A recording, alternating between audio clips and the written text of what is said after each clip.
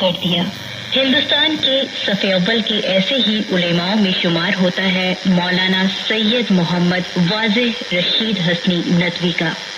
سید محمد واضح رشید حسنی ندوی عالم اسلام کی عظیم شخصیت، دارالعلوم ندوہ کے معتمد تعلیم، ایک مایہ ناز صحافی اور اردو اور عربی زبان کے بے حد عمدہ مصنف تھے۔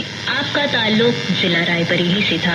سید واضح رشید حسنی ندوی اعلیٰ علمی کمالات اور مختلف صفات کی جامع شخصیت تھے۔ وہ تقریباً 20 سال تک آل انڈیا ریڈیو دہلی میں شعبہ عربی سے بھی منسلک ہو کر اپنی خدمات انجام دیتے رہے۔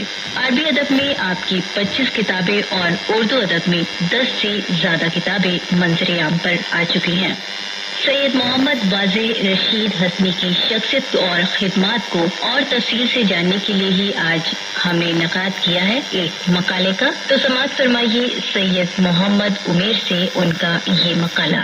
ہمارا ملک ہندوستان جہاں گنگا جمنی تہذیب سے مشہور ہے، وہیں یہ ملک علم و ادب کا گہوارہ بھی ہے۔ اس ملک کی مٹی میں علم کی خوشبو پائی جاتی ہے۔ یہاں بہت سی عظیم شخصیات نے جنم لیا اور انہوں نے اس ملک کی تاریخ کو تابناک بنایا۔ انہی شخصیات میں آل انڈیا ریڈیو دہلی کے سابق مترجم، اناؤنسر، عالمی شہرت یافتہ عالم دین، قد آور صحافی، ندوۃ العلماء کے معتمد تعلیم، عربی میگزین الرائد کے چیف ایڈیٹر، رابطہ ادب اسلامی کے جنرل سیکریٹری، درجنوں عربی اور اردو کتابوں کے مصنف، مفکر اسلام حضرت مولانا سید ابو الحسن علی حسنی ندوی کے قابل و فاضل بھانجے اور موجودہ ناظم ندوۃ العلماء اور آل انڈیا مسلم پرسنل لا بورڈ کے صدر جناب حضرت مولانا سید محمد رابع حسنی ندوی حفظہ اللہ کے چھوٹے بھائی علامہ سید محمد واضح رشید حسنی ندوی ایک با کمال و جمال احس ساز شخصیت کا نام نامی اس میں گرامی سر فہرست ہے۔ آج کا موضوع سخن آپ رحمت اللہ علیہ کی حیات و خدمات ہے۔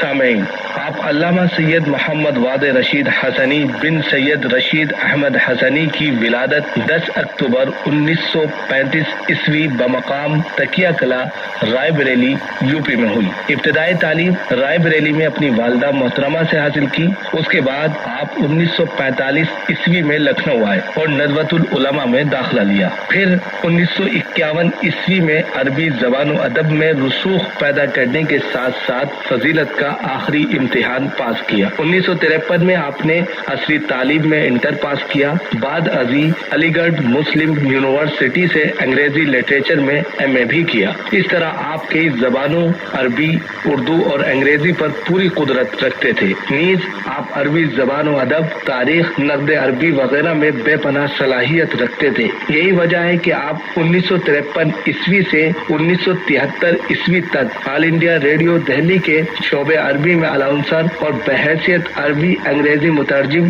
خدمت انجام دیتے رہے۔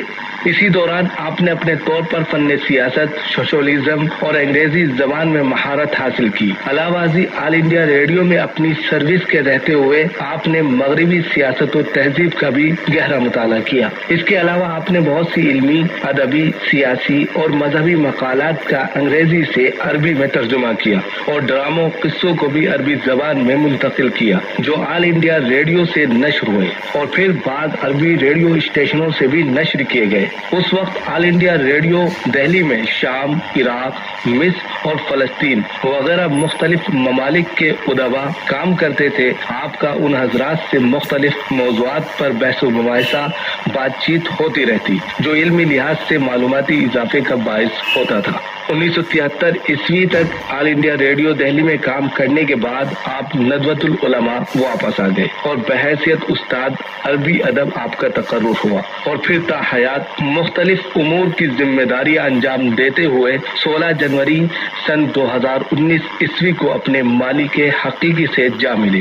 انا للہ و انا الیہ راجعون۔ اس دوران آپ جہاں ندوے میں امیر کلیت اللغۃ العربیۃ و آدابها اور پھر معتمد تعلیم کے ساتھ ساتھ المہد العالی للدعوہ والفکر الاسلامی کے ڈائریکٹر رہے، وہیں مدرسہ فلاح المسلمین رائے بریلی کے ناظم اور دار عرفات کے نائب صدر بھی رہے۔ آپ عربی زبان و ادب کے ماہر ناقد نیز موجودہ دور کے فکر اسلامی کے ماہرین میں سے تھے۔ آپ نے عربی زبان میں 25 اور اردو میں تقریباً 10 کتابوں سے زائد اور سینکڑوں کی تعداد میں مقالات اور مضامین لکھے۔ آپ عربی میگزین الرائد کے چیف ایڈیٹر اور عربی مجلہ الباس الاسلامی کے شریک مدیر تھے۔ عربی زبان و ادب کی خدمات کے اعتراف میں آپ کو صدر جمہوریہ ایوارڈ سے بھی نوازا گیا تھا۔ آپ نہایت سلیس زبان لکھتے تھے۔ آپ کی تحریروں میں ادبی چاشنی کے ساتھ ساتھ سنجیدگی بھی پائی جاتی ہے۔ آپ کئی ملی تنظیموں اور اداروں کے رکن رکین تھے۔ گویا کہ آپ ملت کے ایک درد مند مفکر اور بحی خواہ تھے۔ آپ کی سب سے اہم خصوصیت علم کی وسعت و گہرائی ہے۔ آپ نے اپنا مطالعہ کبھی کسی ایک فکر و خیال یا ایک تہذیب و تمدن تک محدود نہیں رکھا۔ آپ کی فطرت ہے کہ کہاں سے یا کس سے کیا چیز لیں اور کیا چھوڑیں۔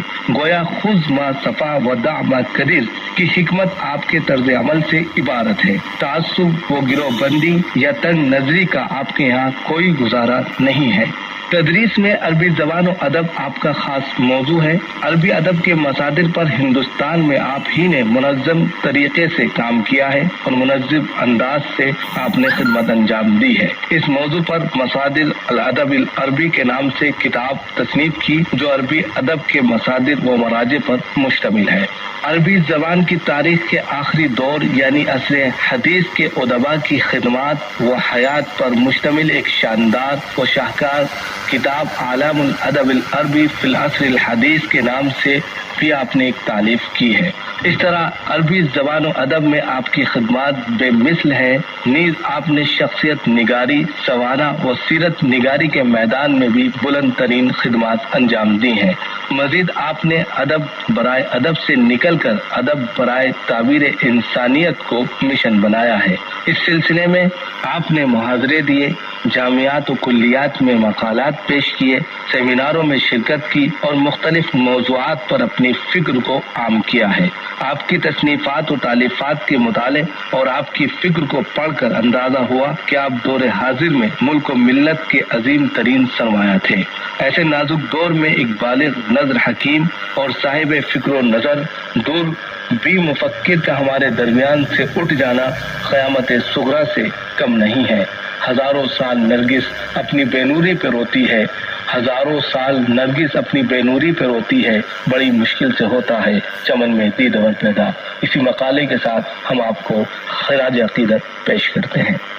سید محمد واضح رشید حسنی ندوی کی شخصیت اور خدمات۔ ابھی آپ سماعت فرما رہے تھے اس موضوع پر سید محمد عمیر سے ان کا یہ مقالہ، اور اب کلام شاعر کے تحت سماعت فرمائیے محترمہ سلمہ حجاب سے ان کا کلام۔